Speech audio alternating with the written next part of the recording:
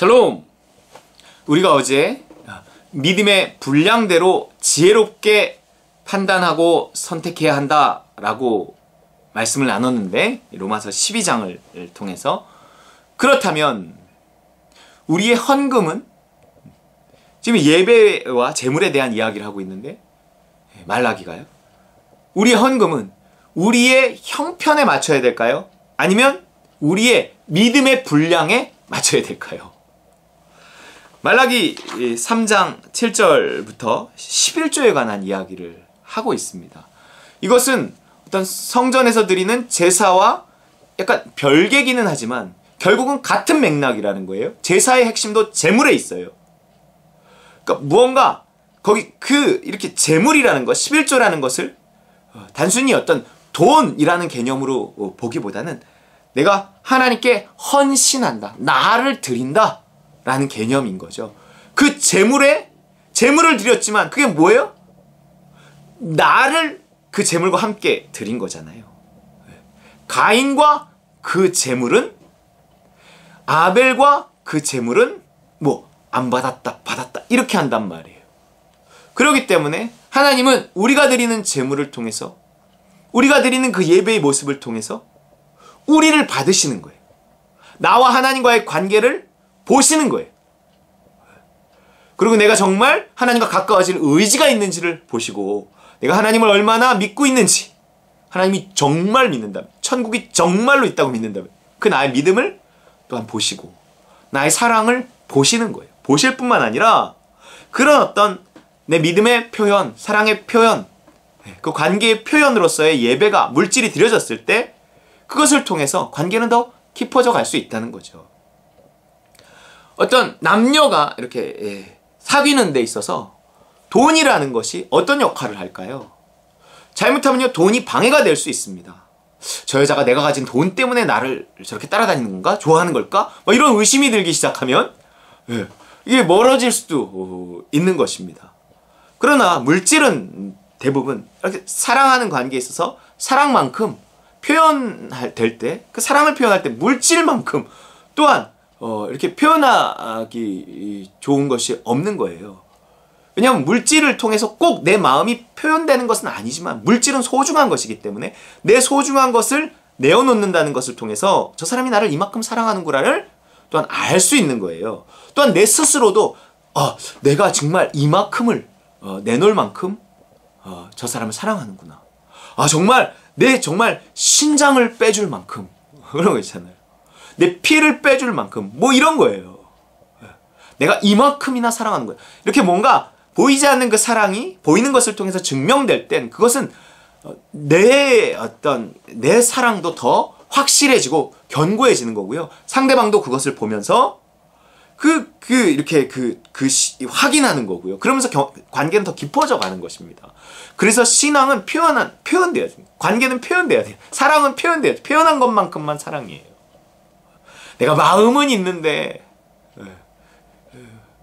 이렇게 말하는 것은 잘못하면 거짓말일 수 있다. 물론 표현했다 그래서 그것이 모두 진실은 아니지만 이 사랑은 표현돼야 된다.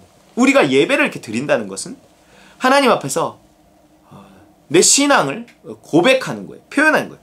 물질을 드린다는 것도, 재물을 드린다는 것도, 11조를 드린다는 것도 당시에 이것이 모두 하나님을 향해 자기의 신앙을 표현하는 것이었어요. 그러면서 자기 자신도 자기의 믿음을 보고 하나님도 내 믿음을 보시는 거죠.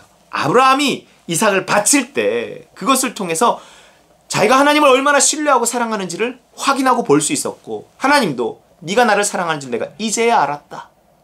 아셨지만 표현되는 것이 중요하다는 거예요. 말라기 선지자는 니들의 표현된 사랑을 봐라. 사랑이 아니다. 표현된 신앙을 봐라. 신앙이 아니다. 그들의 내면이 어떤지는 표현된 것을 통해서 알 수 있다는 거예요. 지금 그 표현된 것을 책망하는 거잖아요. 없어서 그러는 게 아니잖아요, 지금. 그런 재물을 가져오는 게 정말 내가 좋은 걸 드리고 싶지만 그런 거밖에 없어서 그게 아니라는 거잖아요. 그런 걸 책망하는 게 아니라는 거예요. 재물 그 자체에 대한 시비를 거는 게 아니란 말이에요. 표현된 것을 통해 그 마음을 점검하자는 거죠. 말라기 3장 7절 만군의 여호와가 이르노라 너희 조상들의 날로부터 너희가 나의 규례를 떠나 지키지 아니하였도다. 그런즉 내게로 돌아오라. 그리하면 나도 너희에게로 돌아가리라 하였더니 너희가 이르기를 우리가 어떻게 하여야 돌아가리까 하는도다. 사람이 어찌 하나님의 것을 도둑질하겠느냐. 그러나 너희는 나의 것을 도둑질하고도 말하기를 우리가 어떻게 주의 것을 도둑질하였나이까 하는도다. 이는 곧 11조와 봉헌물이라. 너희 곧 온 나라가 나의 것을 도둑질하였으므로 너희가 저주를 받았느니라. 만군의 여호와가 이르노라 너희의 온전한 11조를 창고에 들여 나의 집에 양식이 있게 하고 그것으로 나를 시험하여 내가 하늘 문을 열고 너희에게 복을 쌓을 곳이 없도록 붙지 아니하나 보라. 만군의 여호와가 이르노라 내가 너희를 위하여 메뚜기를 금하여 너희 토지 소산을 없애지 못하게 하며 너희 밭에 포도나무 열매가 기한 전에 떨어지지 않게 하리니 너희 땅이 아름다워짐으로 모든 이방인들이 너희를 복되다 하리라. 만군의 여호와의 말이니라. 여러분 우리가요 예배를 통해 또한 우리가 드리는 어떤 물질을 통해 그것이 우리의 일상으로 연결되어서 내 자신을 끊임없이 하나님께 내어드리며 나를 산제물로 내어드리며 하나님께 묻고 순종하는 그 모든 삶을 통해 우리는 하나님과의 관계를 더 깊게 하는 거예요. 천국에 더 깊게 들어가는 거예요. 그래서 우리는 순종하기 어려운 명령에 자꾸 이렇게 봉착하게 됩니다. 왜요? 왜요? 하나님이 나를 망하게 하시려는 거예요? 골탕 먹이시려는 거예요? 아니. 뭔가 정말 내 신앙을 표현해야 되는 그럴 때가 자꾸 온다는 거예요. 그것은 내 신앙이 지금 기회를 잡았다는 거예요. 내가 신앙이 자랄 수 있는 기회, 내가 표현할 수 있는 기회는 내가 이게 죽을 수 있는 기회거든요. 그것은 뭔가 표현할 수 있는 기회인 거예요. 그래, 내가 진짜 이게 부모님께 이제 효도할 수 있는 기회다. 뭔가 그 위기를 기회로 볼 수도 있잖아요. 그런데 내 마음이 없으면 위기는 그냥 위기일 뿐인 거예요. 그렇기 때문에 우리가 모든 어떤 벼랑 끝에 서는 은혜를 통해서 이것이 하나님 주신 기회임을 알고 정말 나를 십자가에 못 박고 믿음을 따라 나를 내던지는 그런 과정이 우리에게 필요합니다. 그것들이 쌓여서 우리가 이렇게 자라나는 거예요. 그리고 내가 벼랑 끝에서 정말 나를 내어 던지고 그런 하나님이 살리시고 하기 어려운 순종을 해내고 그 순종의 결과를 보는 이 따름과 누림을 통해서 우리는 이 죽음과 부활이라는 것에 대한 신앙을 점점 더 견고히 갖게 되어지는 것입니다. 그래서 고린도후서 9장 7절에 각각 그 마음에 정한 대로 할 것이요 인색함이라나 억지로 하지 말지니 하나님은 즐겨내는 자를 사랑하시느니라 그랬어요. 처음 제가 이렇게 얘기했습니다. 정말 나의 믿음대로 할 거냐, 믿음만큼 할 거냐, 아니면 나의 형편대로 할 것이냐 라고 했을 때 믿음이라는 것이요 우리의 형편을 고려해서 옵니다. 그러니까 어떤 거 부담스러운데 라고 해도 하나님이 괜찮아, 내가 예비한 것이 있어, 뭔가 어떤 이런 믿음을 주실 때는 힘의 격도로 할 수도 있다는 거예요. 내가 너무 형편에 맞춘다고 한다 그러면 내 형편은 내가 해석하는 주관적이잖아요. 그렇기 때문에 형편에 맞춘다고 했을 때 내 스스로 내 형편을 해석하면 그 또한 되게 모호해집니다. 내 신앙이 드러나는 것일 뿐이에요. 그러니까 모든 걸 맡기고 또 그것이 내 욕심대로 하면 또 안 됩니다. 고린도후서 9장 5절 그러므로 내가 이 형제들로 먼저 너희에게 가서 너희에게 전에 약속한 연보를 미리 준비하게 하도록 권면하는 것이 필요한 줄 생각하는 이렇게 준비해야 참 연보답고 억지가 아니니라. 여러분 이렇게 마음을 이렇게 넘어서서 억지로 하는 건 하나님의 뜻이 아닌 거예요. 그러면 내 그냥 마음만큼만 하면 되네요? 그러나 그것 또한 믿음이라고 볼 수가 없어요. 내 마음을 내가 해석하고 내 형편을 내가 해석하고. 고린도전서 16장 2절에 우리 오늘날의 헌금은 초대교회 연보의 어떤 연장선인데 매주 첫날에 너희 각 사람이 수입에 따라 매주 첫날이 주일이에요. 수입에 따라 모아두어서 또 이렇게 말해요.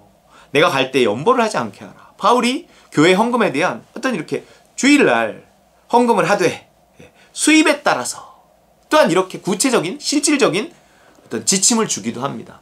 그런데 그러니까 수입에 따라서 하는 것도 맞고 억지나 인색함이 아니라 자기 믿음의 분량대로 하는 것도 맞아요. 하지만 이 모든 것은 하나님이 그 상황도 내 형편도 이렇게 해석해야 되고요. 내 신앙의 수준도 하나님이 해석하게 맡겨야 됩니다. 그래서 정말 믿음을 따라서 하는 것이 정답이지만 그 믿음에는 내 형편도 고려하고 하나님 무조건 다 바쳐! 가진 것을 다 팔아 가난하게 주고 너는 나를 따라! 뭐 이렇게 하지는 않는다는 것을 우리가 알고 하나님은 우리의 형편과 또 우리의 믿음을 다 고려하셔서 우리의 믿음의 분량대로 또 각 사람의 수입을 따라 우리에게 하나님이 어떤 인도하심을 주신다는 거예요. 그렇기 때문에 우리가 헌금을 할 때 어떤 율법적인 헌금, 억지로나 인색함이 되어지는 것이 아니라 끊임없이 하나님께 묻고 내가 기꺼이 드릴 수 있는 그 지점을 내가 찾아서 하나님께 드리고 그래서 어떤 교회의 실질적인 필요를 채우고 어떤 선교와 전도가 이루어지게 하는 하나님 나라 확장하는데 우리의 물질이 사용된 가장 영광스러운 것입니다. 그래서 헌금을 통해서 여러분 우리는 우리 스스로를 계속적으로 점검해야 돼요. 이 예배를 통해서 우리는 끊임없이 우리 스스로를 점검하고 하나님께 내가 더 드리지 못해 안타까운 나의 시간이든 물질이든 내 삶이든 어떤 그런 마음이 들 때까지 우리는 끊임없이 회개하며 이러면 됐잖아! 이게 아니라 겸손한 마음으로 더 하나님을 사랑해가 우리 신앙이 자라나가야 하는 것입니다. 그런 저와 여러분 되시기를 주의 이름으로 축원합니다.